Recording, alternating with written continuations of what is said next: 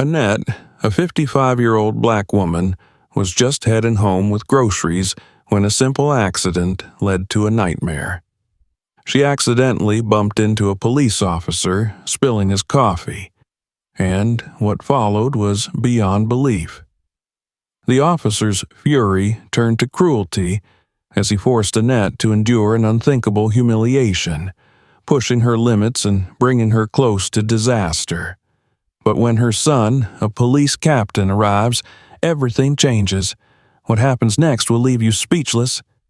To find out how this story ends, make sure to watch to the end.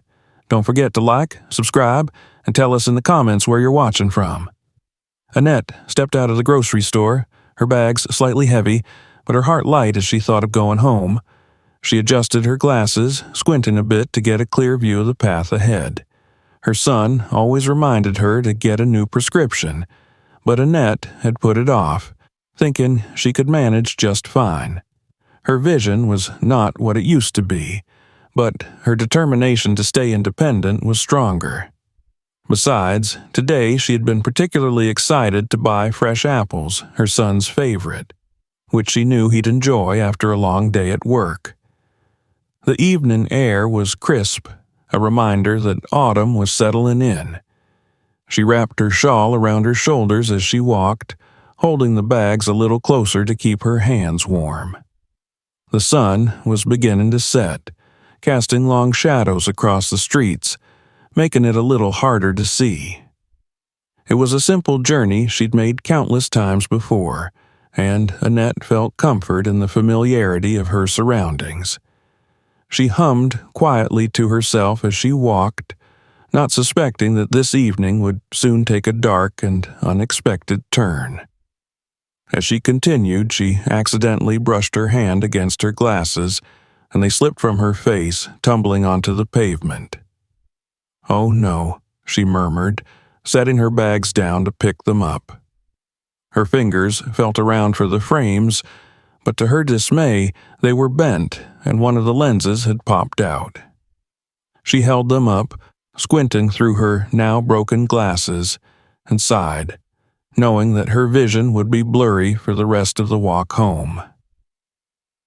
After a moment of adjusting to her reduced vision, she picked up her bags and continued forward, though everything around her was now a bit hazy. She moved cautiously, hoping to avoid any obstacles, but it was clear that she couldn't see much of what was right in front of her. Annette's mind wandered, thinking about her son and how proud she was of him. He had recently become a police captain, a role he had worked tirelessly to achieve. He was her pride and joy, a man who believed in justice and doing what was right. Lost in her thoughts, Annette didn't notice the figure approaching from the other direction until it was too late. She accidentally bumped into a man who let out an irritated exclamation as hot liquid splashed onto his white shirt.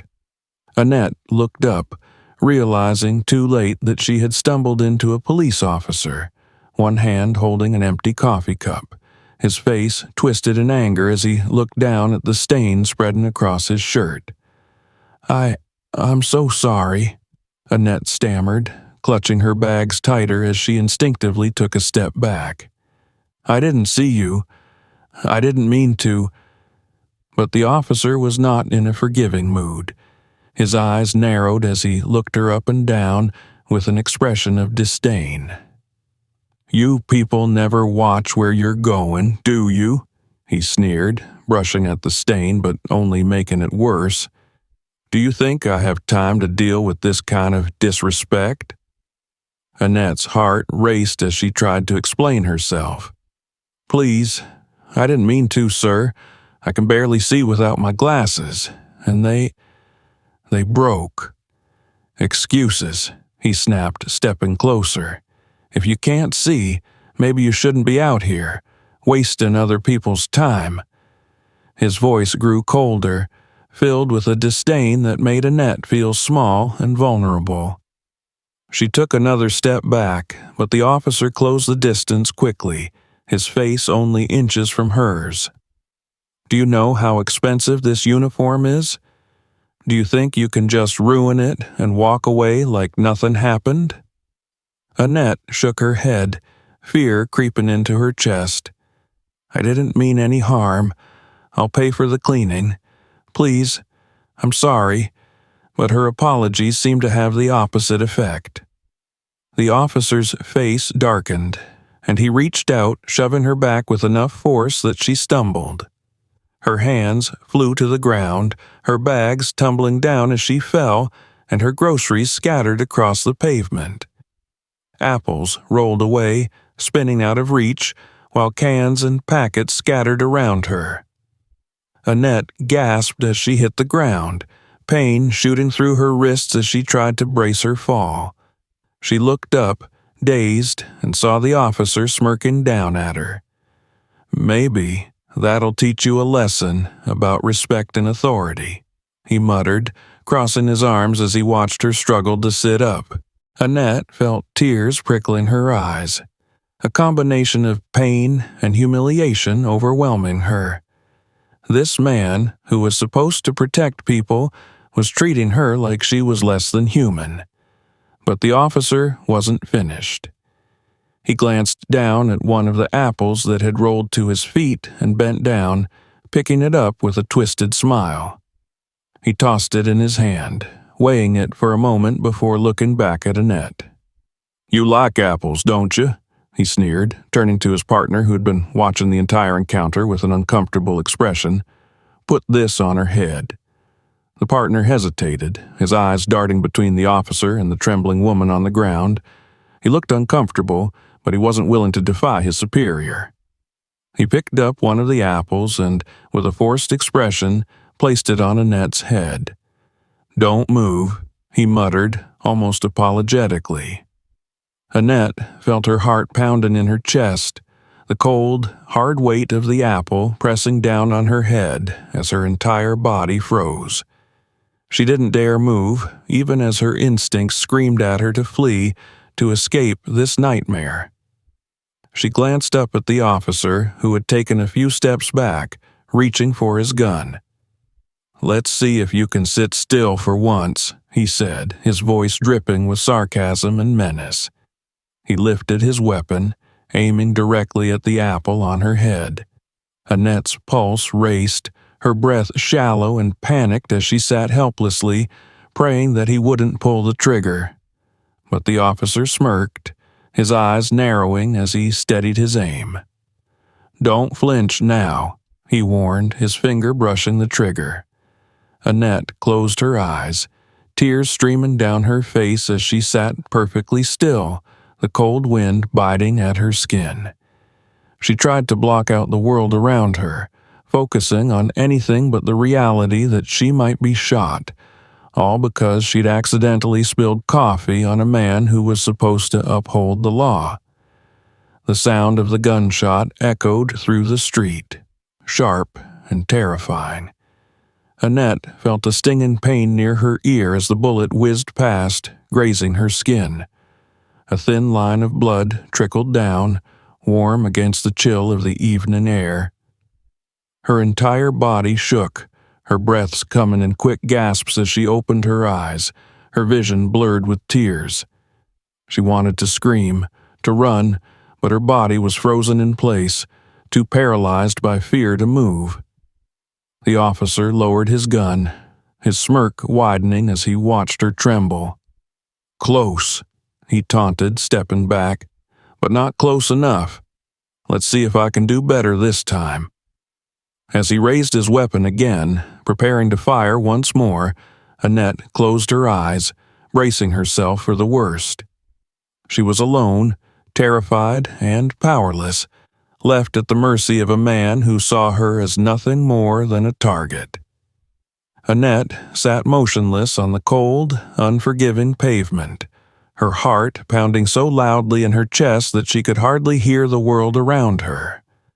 Her eyes stung from the strain of keeping still, of not daring to move even as a thin line of blood trailed from the graze on her ear.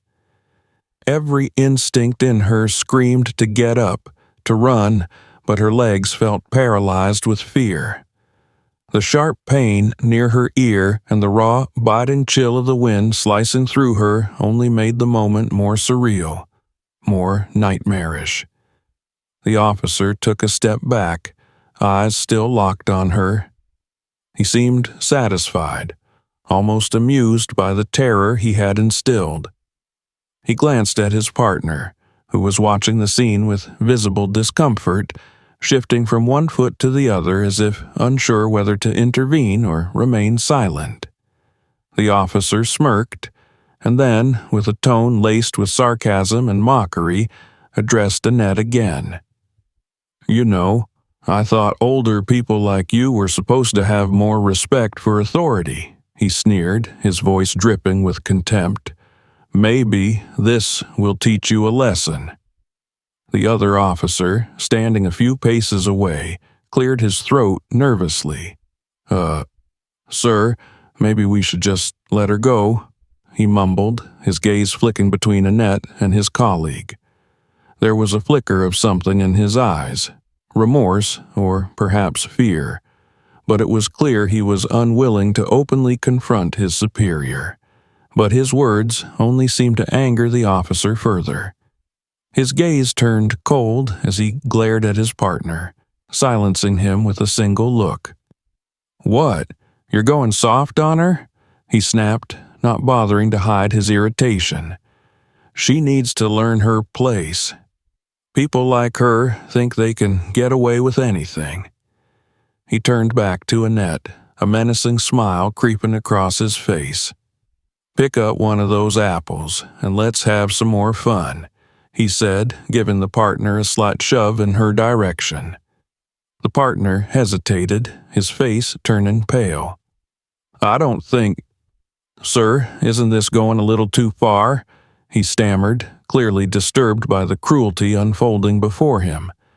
But the officer shot him a look that silenced any further protest. Reluctantly, the partner bent down, picked up another apple that had rolled out of Annette's bag, and placed it in front of her. The officer's smile grew wider as he glanced down at the apple on the ground, then back up at Annette, his eyes gleaming with a twisted satisfaction. "All right, Granny," he sneered, "pick it up. I'm giving you a chance to redeem yourself. Let's see if you can manage that without making a mess this time." Annette's hands trembled as she reached out for the apple, her fingers brushing the cold, rough surface. Her hands felt weak, her mind reeling with a mix of terror and confusion. She didn't dare to look up, didn't dare to meet his gaze, afraid that doing so might provoke him further. She picked up the apple, clutching it in her hand as though it were a lifeline, something to hold on to in this moment of despair. But the officer was not finished. He nodded toward her head, signaling for her to place the apple back on top. "Go on. I want to see it there again," he said, his voice laced with amusement, as if this were all just a twisted game. His partner watched silently, his face a mask of shame and discomfort, but he made no move to intervene. With shaking hands, Annette placed the apple back on her head, feeling the weight of it pressing down like a burden too heavy to bear. She closed her eyes, holding her breath, praying silently that this would end soon, that someone would intervene, that she wouldn't have to suffer any more than she already had. Her body ached from the fall, her wrists stung from the impact, and her heart ached from the sheer humiliation of it all. The officer stepped back, drawing his gun once more. "Good," he said softly, almost to himself, as if admiring his own handiwork. He raised the weapon, aiming it with a precision that was both terrifying and meticulous. The cold metal gleamed in the fading light, a reminder of the power he held over her, a power he seemed all too eager to abuse. For a moment, everything felt frozen in time. Annette could hear nothing but her own heartbeat, feel nothing but the cold weight of the apple and the pain in her wrists. She tried to steady her breathing, tried to calm herself, but the terror was too overwhelming, too consuming. The officer's finger tightened on the trigger, his eyes narrowing in concentration as he aimed. Annette braced herself, her body rigid, every muscle tensed as she prepared for the worst. She could feel her heart pounding against her ribcage, her breaths coming in short, panicked gasps. She felt utterly alone, completely vulnerable, a pawn in a game she hadn't asked to play. Just as he was about to fire, his partner, unable to bear the sight any longer, stepped forward.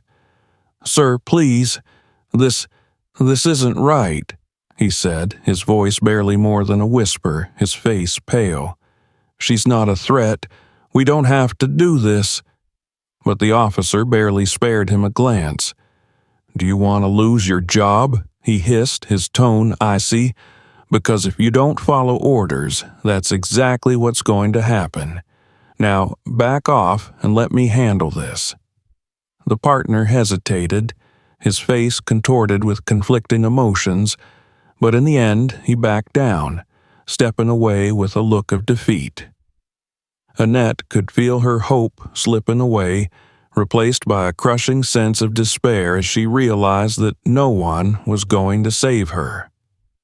The officer took aim once more, his smirk widening as he steadied his grip. Annette felt herself trembling, her body frozen in place as she waited, helpless, for whatever came next. She closed her eyes, praying silently, holding on to the last shreds of dignity she had left, clinging to the hope that this nightmare would end soon. Another gunshot rang out, loud and deafening, and she felt the cold rush of wind as the bullet passed dangerously close to her head. She winced, her whole body flinching at the sound, but the officer merely laughed, his expression triumphant as he lowered his weapon. "What's the matter? Didn't I tell you not to move?" he taunted, his voice dripping with mockery. Annette's heart sank as she realized he had no intention of stopping, no plans to let her go any time soon. She felt trapped, cornered, unable to escape from this nightmare. The officer glanced at his partner, who stood a few feet away, his face etched with a look of horror. "She's not worth your sympathy," he sneered, rolling his eyes at his partner's discomfort. "People like her don't deserve respect. They don't deserve anything." Annette's heart ached at the cruelty of his words, at the complete disregard for her humanity. She fought to hold back the tears that threatened to spill over, refusing to give him the satisfaction of seeing her break. But it was a struggle, each word he spoke cutting deeper than the last, each sneer a reminder of her helplessness. Then, with one final glance, he raised his weapon yet again, ready to fire. Annette closed her eyes, bracing herself, knowing there was nothing she could do, no one who would come to her rescue. In that moment, as she stood on the edge of despair, she heard a familiar voice calling out strong and commanding. "What do you think you're doing?" Annette's whole body froze at the sound of that familiar voice, ringing out with authority and rage. She forced her eyes open, her vision still blurred, but the figure standing nearby was unmistakable. Her heart leaped as she recognized her son, the very man who had dedicated his life to justice and who now wore the captain's badge with pride.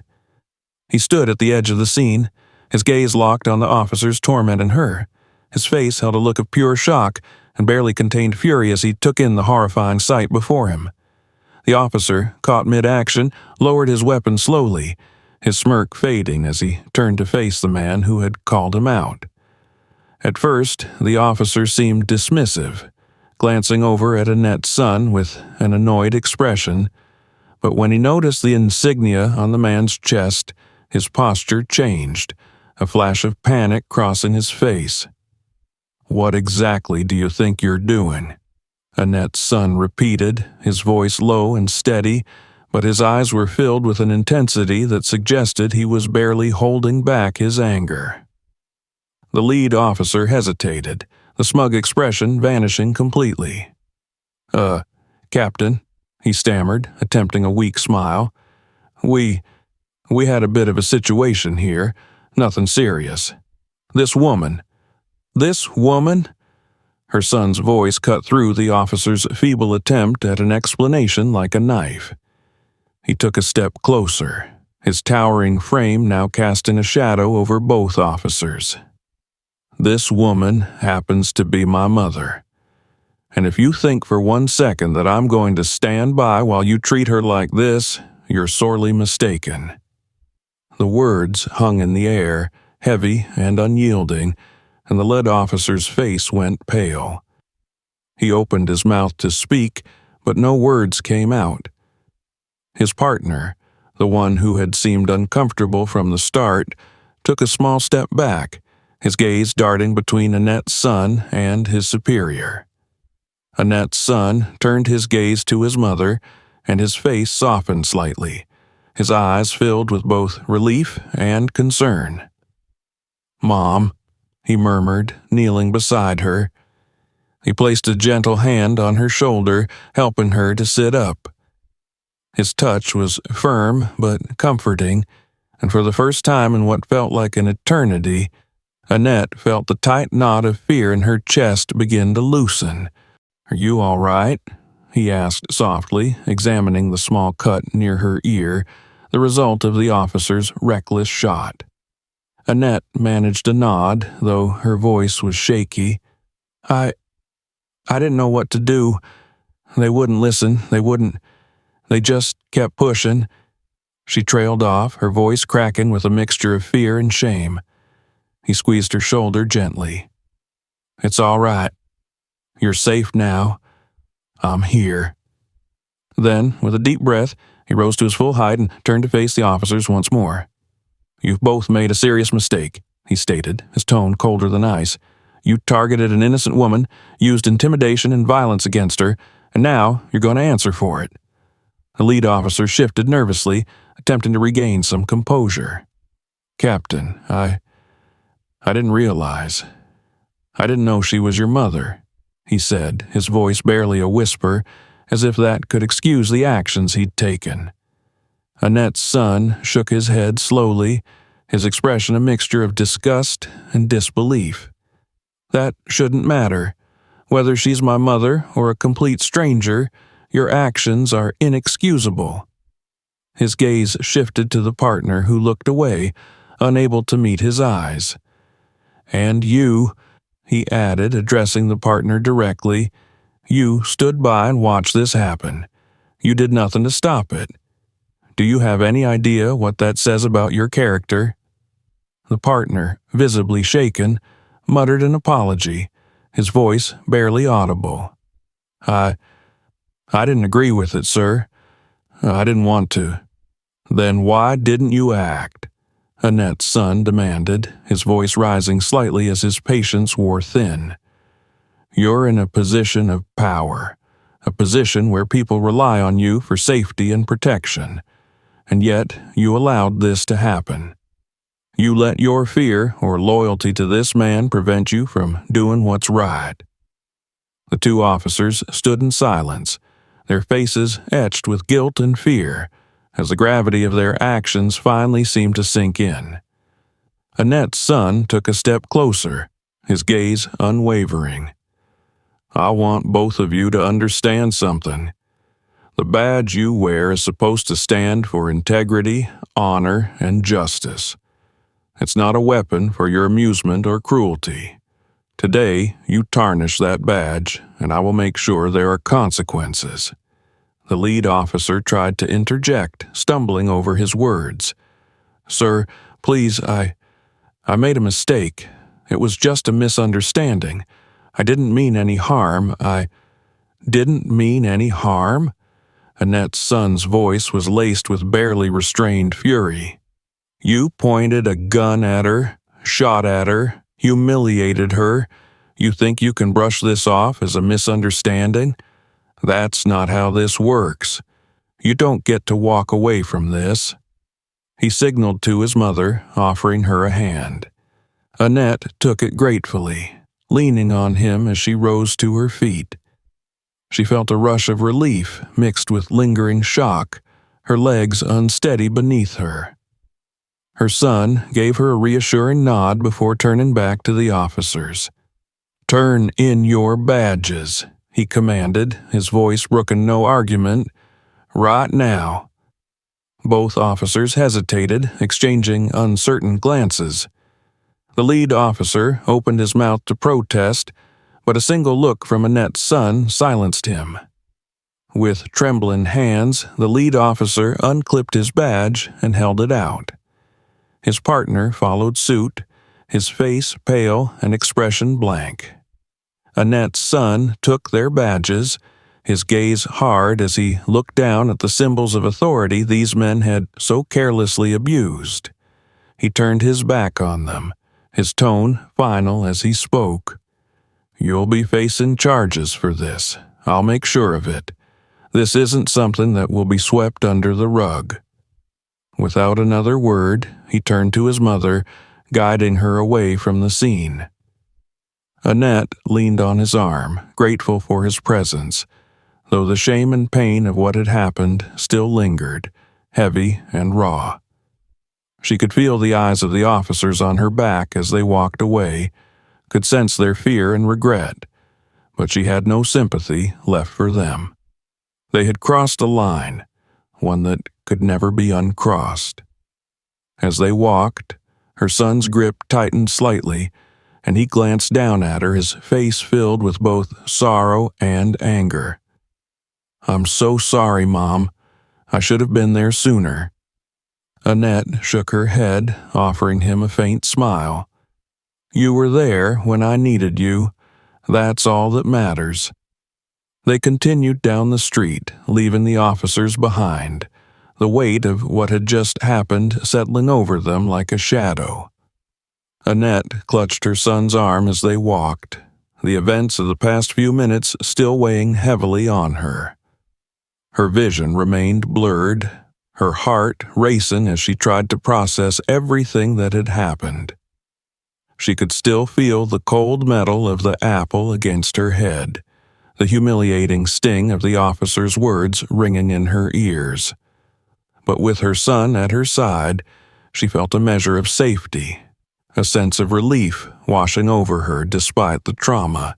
As they walked down the dimly lit street, Annette's son maintained a firm grip on her hand, his eyes constantly scanning their surroundings, his expression a mix of anger and concern.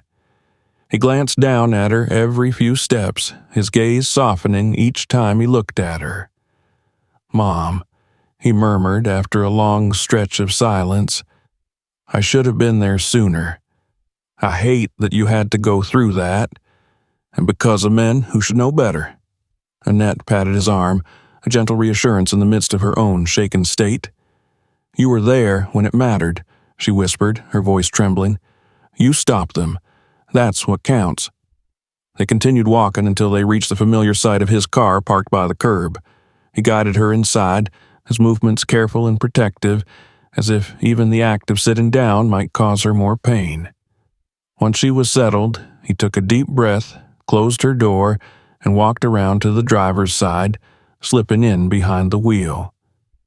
His jaw clenched as he started the car, and Annette could tell that his mind was still fixed on what had happened. For the next few minutes, they drove in silence, the hum of the engine the only sound breaking the stillness. Annette kept her gaze out the window, watching the streets pass by, though her thoughts were far from her surroundings. Her mind replayed the encounter, each word, each cruel laugh, each taunt echoing in her memory. It was a struggle not to let the tears come again, but she forced herself to stay calm, to keep her focus on the fact that she was safe now. She was with her son, and nothing could harm her here. Finally, he broke the silence. "Mom, I want you to understand something," he said, his voice low but intense. "This kind of behavior, it's unacceptable. No matter who it is, no one deserves to be treated like that, and I will make sure they pay for what they did to you. They abused their power, and they crossed a line that can't be ignored. Annette nodded, her throat tight as she struggled to find the right words. "I know you will," she whispered, her hand reaching over to give his arm a reassuring squeeze. "You've always been one to stand up for what's right, even when it's not easy." He glanced over at her, his expression softening for a brief moment before the anger returned. I wish this had never happened to you, Mom," he said, his voice barely more than a whisper. "I wish those men understood the damage they've caused, the way they've disrespected not just you, but the badge they wear." They reached their destination, a small, quiet house on the edge of town, her home for many years. He parked the car, cutting the engine, but neither of them moved to get out right away. The weight of the night still hung heavy between them, the silence charged with unspoken words. Annette turned to him, reaching out to touch his arm. "I don't want you to carry this burden alone, son," she said softly. "I know you're hurting for me, but I'm okay. You were there to save me, and that's all that matters to me now." He shook his head, his expression pained. "But it's not enough, Mom. It's not enough to just save you. They need to be held accountable. They need to understand that they can't treat people like this and get away with it." Annette smiled, a small but genuine smile that carried all the love and pride she felt for him. "And I know you'll make sure they understand that. I trust you." With that, they both stepped out of the car, the cool night air a sharp contrast to the warmth of the vehicle. Her son helped her to the front door, his hand never leaving her side. Once they were inside, he guided her to the sofa, gently helping her to sit down before he took a seat beside her. The house was quiet, peaceful, but the tension from earlier still lingered, like a shadow they couldn't quite shake. They sat there for a while, neither of them speaking, just letting the silence settle around them. Finally, her son let out a heavy sigh, rubbing his hands over his face. "Tomorrow," he said, his voice steady but filled with determination, "I'm going to make sure this doesn't go unpunished. They crossed a line and they'll face the consequences. I'll see to it personally." Annette reached over, placing a comforting hand on his shoulder. "I know you will," she said softly. "And whatever happens, remember that I'm proud of you. Not just because you're my son, but because of the man you are. The kind of man who stands up for what's right, no matter the cost." He looked at her, a flicker of gratitude in his eyes. "Thank you, Mom. That means everything to me." They spent the rest of the evening in quiet companionship, both of them too tired and too emotionally drained to talk any more about the events of the night. When it was time for bed, he helped her to her room, ensuring she was settled and comfortable before he left. As he closed the door behind him, Annette lay in the darkness, her mind still filled with fragments of the evening. But for the first time, she felt a sense of peace. In the morning, as the first light crept through her window, Annette awoke to the sound of her son's voice in the other room, speaking on the phone. She could hear the determination in his tone, the steel in his words as he spoke to someone, likely another officer, about what had happened. She couldn't hear every word, but she caught enough to understand that he was making arrangements ensuring that the officers responsible would be held accountable. She felt a swell of pride, a warmth that pushed away the lingering shadows of the night before. She knew her son would see this through, that he would not rest until justice was served. And in that knowledge, she found a measure of healing, a reassurance that her suffering had not been in vain. The day passed quietly, her son returning later with updates about the investigation he had initiated. She listened, nodding as he explained the steps being taken, the way he was working with others to ensure that no stone was left unturned. His dedication, his commitment to justice, was a balm to her heart, and as the days went on, she began to feel the weight of the night lifting, replaced by a renewed faith in her son's mission. As the sun began to set, painting the sky with hues of pink and gold, Annette sat by the window, watching the world outside. She thought about everything that had happened, the pain and fear she had endured, and the strength that had risen within her because of her son's unwavering support. She knew that this ordeal had changed her, had opened her eyes to the harsh realities of the world, but it had also strengthened her resolve, her belief in her son and his work. And though the memory of that night would never fully fade, she found solace in the knowledge that she was not alone, that she had someone who would always fight for her, someone who would stand by her side through any storm.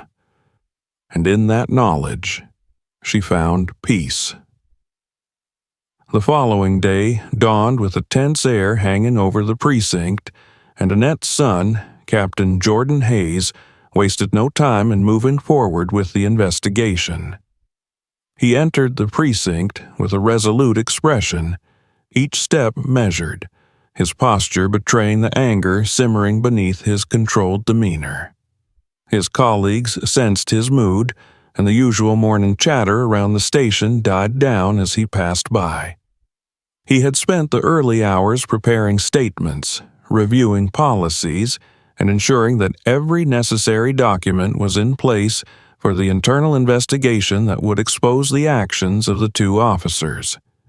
For Jordan, this wasn't merely a matter of protocol, it was deeply personal. He was determined to show that the badge he and his officers wore could not be tarnished by those unworthy of the trust it represented. Jordan approached his superior's office, a spacious room lined with commendations and awards. His supervisor, Chief Reynolds, was waiting for him, looking at Jordan with a mixture of concern and gravity. "Captain Hayes," Chief Reynolds began as Jordan entered, motioning for him to take a seat. "I heard about the incident involving your mother. It's distressing, to say the least."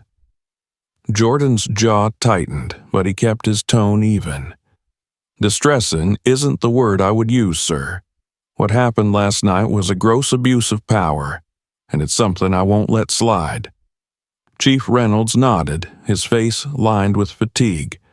"You've already started the process of reporting this formally, I see. I have no objections to that. What those officers did, it goes against everything we stand for." Jordan's voice was cold but calm as he replied, "They showed a complete lack of humanity.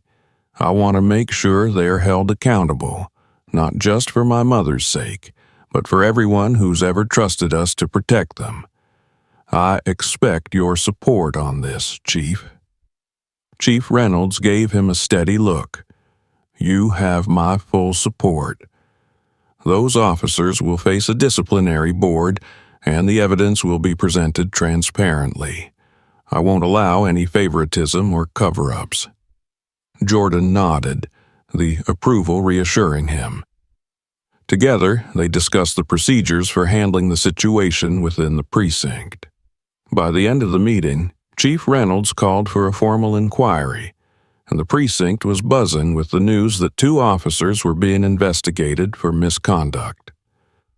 Jordan made sure that every detail was handled with precision, leaving no room for excuses or leniency. A few hours later, the 2 officers were called into a hearing room. The lead officer, Officer Carver, and his partner, Officer Simmons, entered the room looking nervous. Carver tried to maintain a composed front, but Jordan could see the flicker of fear in his eyes. Simmons, on the other hand, looked pale, glancing anxiously around the room as if seeking a way out. The room was quiet, tense, the weight of the situation pressing down on everyone present. Jordan stood on one side of the room, his gaze unflinching as he watched the officers take their seats. He had no sympathy for them, only a fierce determination to see justice served. A panel of 3 senior officers was assembled to hear the case, and Chief Reynolds took his place at the head of the table, ready to oversee the proceedings. He cleared his throat, breaking the silence. "We're here today to address a serious incident involving 2 of our own," he began, his tone formal but charged with authority. "The actions of Officers Carver and Simmons last night have raised questions about their conduct, and it's our duty to determine whether their actions were in line with our values and the law." Carver shifted uncomfortably in his seat, shooting a quick, resentful glance at Jordan, who remained impassive. Jordan had expected this reaction, but it didn't faze him. His focus was on ensuring that the truth came out.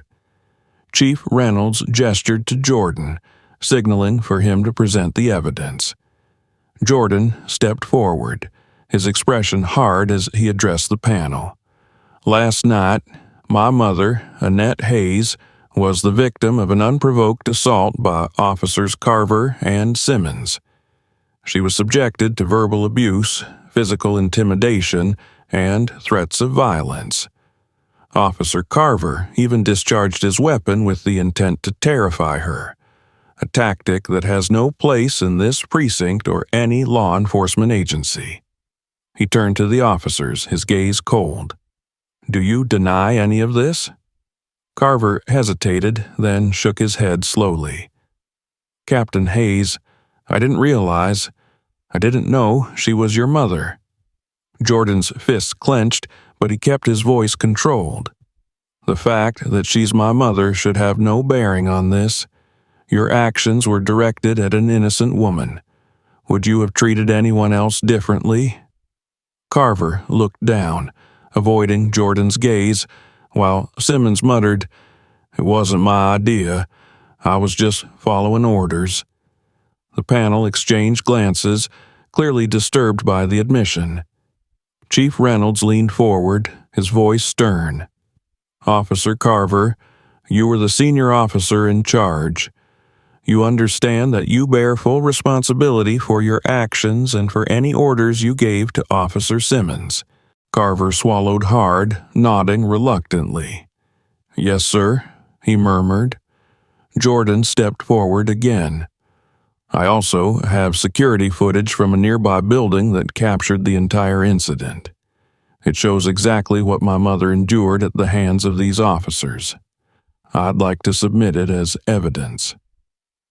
The panel reviewed the footage, and as the video played, a heavy silence fell over the room. The images were damning, a stark display of the officers' cruelty and lack of respect. Annette's terrified face, the fear in her eyes, and Carver's mocking expression as he took aim at the apple on her head all painted a horrifying picture. When the video ended, the panel members looked visibly shaken. Chief Reynolds closed his eyes for a moment, letting out a deep breath before addressing Carver and Simmons. "This conduct is not only unprofessional, but criminal. Officer Carver, you clearly abused your position, using intimidation and threats that go far beyond any reasonable use of authority.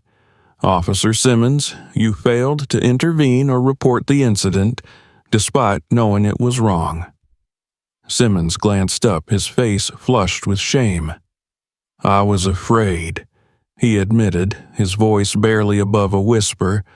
"I thought if I didn't go along with it, I'd lose my job. Then perhaps you don't belong in this line of work."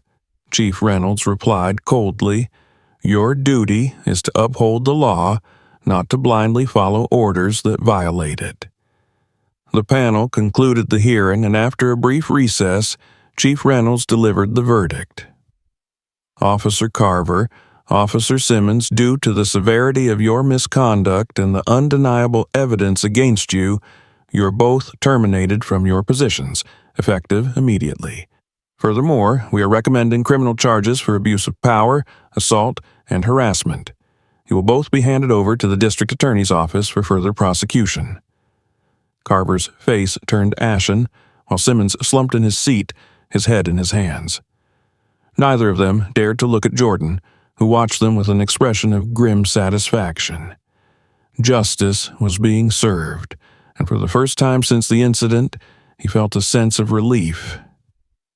As the officers were led out of the room, the precinct buzzed with whispers, the shock of the outcome rippling through the ranks. Jordan remained in the room, his gaze distant as he processed everything that had just unfolded. It wasn't just about his mother. It was about making a statement, about showing that no one was above the law, especially those entrusted to uphold it. Chief Reynolds approached him, placing a hand on his shoulder. "You did well, Captain Hayes," he said quietly. "It's not easy to stand up to your own, but sometimes it's necessary. The precinct is better for it." Jordan nodded, his expression softening slightly. "Thank you, sir. It was the right thing to do." The day drew to a close, and as Jordan left the precinct, he felt the weight of the past few days beginning to lift. He knew there was still work to be done, still healing needed for his mother and himself. But for now, he had achieved a measure of justice. When he arrived at his mother's house, Annette was waiting for him on the porch, her face lighting up when she saw him. She could see the relief in his eyes, the quiet pride, and she reached out, pulling him into a hug. "It's over," he whispered, his voice thick with emotion. "They're going to pay for what they did to you." Annette smiled, her eyes filled with gratitude and love. "Thank you, son," she murmured, her voice full of warmth. "I knew you'd make things right." They stood together on the porch, watching the sun dip below the horizon, the air filled with a sense of peace and resolution. The nightmare was over, and they had come through it together, stronger than ever. As days passed since the officer's punishment, Annette found herself slowly adjusting to normal life again, though the memories of that terrifying night lingered. Each time she closed her eyes, fragments of the ordeal returned. Carver's mocking smirk, the cold weight of the apple on her head, and the deafening sound of the gunshot that had grazed her ear. She tried to push these memories aside, focusing instead on the healing presence of her son, Jordan, who had stood by her, fighting for justice with unwavering determination.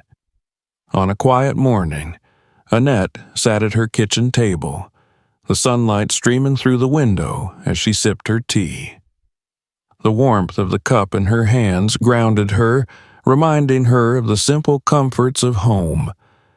For a moment, she allowed herself to feel grateful for the safety of her own walls, the quiet peace of the day, and the loving protection of her son, who had become her greatest hero. A soft knock at the door broke her reverie. Setting her cup down, Annette made her way to the door, her heart lifting as she saw Jordan standing there, a small smile on his face. "Good morning, Mom." He greeted her warmly, stepping inside and giving her a gentle hug. Annette held him close, savoring the comfort of his embrace. "Good morning, son," she replied, her voice soft with emotion. "It's so good to see you." They moved to the kitchen, where Jordan poured himself a cup of tea and sat across from her. She could see the lingering exhaustion in his eyes, the toll the past week had taken on him, but there was also a calmness in his demeanor, a sense of closure that hadn't been there before. They talked for a while, their conversation drifting from daily life to Jordan's responsibilities at the precinct. Annette listened intently, a mixture of pride and worry filling her heart as he spoke of his work. She knew the weight he carried, the burden of ensuring justice not just for her, but for others who had faced similar abuses. And she knew that this burden, though heavy, was one he bore willingly. After a pause, Jordan set his cup down and reached across the table, taking her hand in his. "Mom," he began, his voice soft, "I want you to know that I'm so proud of you. You endured something no one should ever have to face, and yet here you are, stronger than ever." Annette felt tears prickling her eyes, and she gave his hand a gentle squeeze. "I don't know if I feel strong," she admitted, her voice trembling. "That night, it still haunts me. There are moments when I can still feel the fear, hear the sound of that gunshot, but knowing you're here, knowing you fought for me, that makes all the difference." Jordan nodded, his expression filled with understanding. "And I'll always be here, Mom. Always. What they did was wrong, and they paid for it. But you're the reason I do what I do. To make sure that no one else has to go through what you did." Annette smiled through her tears, a wave of gratitude washing over her. "I'm so lucky to have you," she whispered, her voice filled with warmth. "Thank you for everything, Jordan. For standing by me, for fighting for what's right, for being my son. I couldn't ask for a better protector." They sat in silence for a moment, each lost in their own thoughts, the bond between them stronger than ever. Annette realized that, despite the pain of the ordeal, she had been given a miraculous salvation, saved by her son's courage and determination, and by the love they shared. It was a blessing she would cherish forever, a reminder that even in the darkest moments, light could be found. As the days turned into weeks, Annette began to heal, her spirit renewed by the unwavering support of her son and the strength she found within herself. The community, too, rallied around her, their support a constant source of comfort and encouragement. Neighbors stopped by to check on her. Friends sent warm messages of love and solidarity. And everywhere she went, people greeted her with words of kindness and respect. One evening, as the sun set and the sky turned a warm shade of orange, Annette sat on her porch, watching the world bathed in the gentle glow of twilight. She felt a deep sense of peace, a quiet acceptance of all that had happened, and a gratitude that filled her heart. She knew she would never forget the fear and pain of that night, but she also knew that she had been given a second chance, a chance to move forward, to find healing, and to live her life surrounded by the love of her son and her community. Jordan joined her on the porch, sitting beside her as they watched the sky. "Mom," he said softly, "you've been through so much, and I know it hasn't been easy, but you've shown such resilience. You inspire me every day." Annette reached over, resting a hand on his. "You're the one who inspires me, Jordan.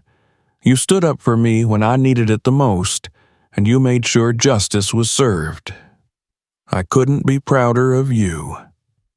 They sat in companionable silence, watching the last rays of sunlight fade from the sky. Annette knew that, no matter what the future held, she would face it with courage and grace, her son's love a constant source of strength and support. And as they sat there, the darkness around them illuminated by the warmth of their bond, Annette felt truly at peace, her heart filled with a gratitude that would last a lifetime.